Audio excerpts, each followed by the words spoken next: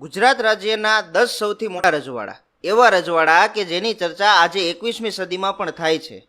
આ રજવાડા ક્યાં ક્યાં હતા, શું હતી આ રજવાડાની ખાસિયત, આ તમામ રજવાડાના રાજા કોણ હતા? આવો જાણીએ ગુજરાતના સૌથી મોટા 10 રજવાડા વિશે અનોખી વાતો. આ સૌથી મોટા રજવાડામાં 10મા નંબર પર આવે છે ધ્રાંગધ્રા પ્રિન્સલી સ્ટેટ. 3023 કિલોમીટર પ્રતિ વર્ગમાં ફેલાયેલા આ રજવાડાની સ્થાપના 1090માં રાજપૂત શાસક હરપાલ દેવે કરી હતી, જે ઝાલાવાડ તરીકે ઓળખાતું હતું. ઝાલા રાજપૂતે મુસ્લિમ આક્રમણ સામે ઘણી લડાઈઓ લડીને પોતાના રજવાડાની રક્ષા કરી હતી. આજે પણ લોકો રાજની અને આ રજવાડાની ચર્ચા કરે છે. 9મા નંબર પર આવે છે થરાદ પ્રિન્સલી સ્ટેટ. 3263 કિલોમીટર પ્રતિ વર્ગમાં ફેલાયેલા આ રજવાડાની સ્થાપના વાઘેલા રાજપૂત શાસક દ્વારા કરવામાં આવી હતી. આ રજવાડાની મોટા ભાગની પ્રજા હિન્દુ ધર્મનું પાલન કરતી હતી. 8મા નંબર પર આવે છે રાજપીપળા પ્રિન્સલી સ્ટેટ, જે 3929 કિલોમીટર પ્રતિ વર્ગમાં ફેલાયેલું હતું. રાજપીપળા એકમાત્ર એવું રજવાડું હતું કે જેના પર 1340થી 1948 સુધી એટલે કે લગભગ 600 વર્ષ સુધી ગોહિલ રાજપૂત વંશનું શાસન રહ્યું હતું. 7મા નંબર પર ઈડર પ્રિન્સલી સ્ટેટ આવે છે. ઈડર પ્રિન્સલી સ્ટેટ 4323 કિલોમીટર પ્રતિ વર્ગમાં ફેલાયેલું હતું, જેનું આદર્શ વાક્ય હતું અમે ઈડર્યું ઘર, જેનો અર્થ થાય છે અમે ઈડરનું ઘર જીત્યું. ઈસવીસન 1721માં મહારાજ આનંદસિંહજીએ ઈડર જીતી લીધું હતું. મારવાડના અલગ અલગ વિસ્તારમાંથી જોધા, ચૌહાણ, ચંપાવત વગેરે સરદાર તેમની સાથે આવ્યા હતા.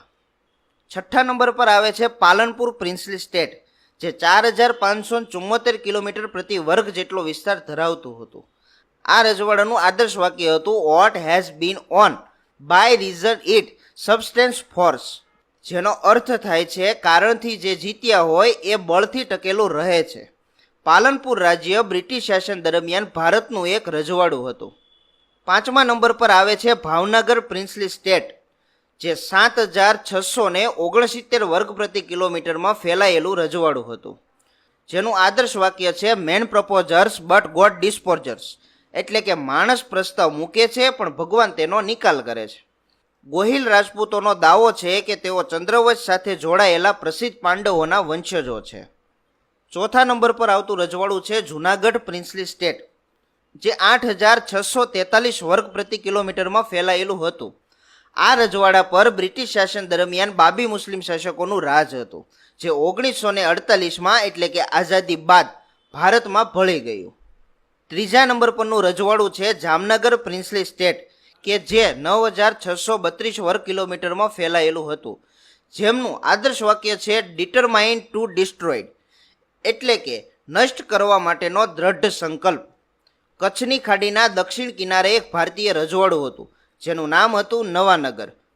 1540થી 1948 સુધી આ રજવાડા પર જાડેજા રજપૂતોનું શાસન હતું. એ સમયમાં નવાનગર તરીકે ઓળખાતો વિસ્તાર આજે જામનગર તરીકે ઓળખાય છે. બીજા નંબર પર આવે છે કચ્છ ભુજ પ્રિન્સલી સ્ટેટ. આ રજવાડું 21365 વર્ગ કિલોમીટરમાં ફેલાયેલું હતું, જેનું આદર્શ વાક્ય છે કરેજ એન્ડ કોન્ફિડન્સ, એટલે કે સાહસ અને આત્મવિશ્વાસ.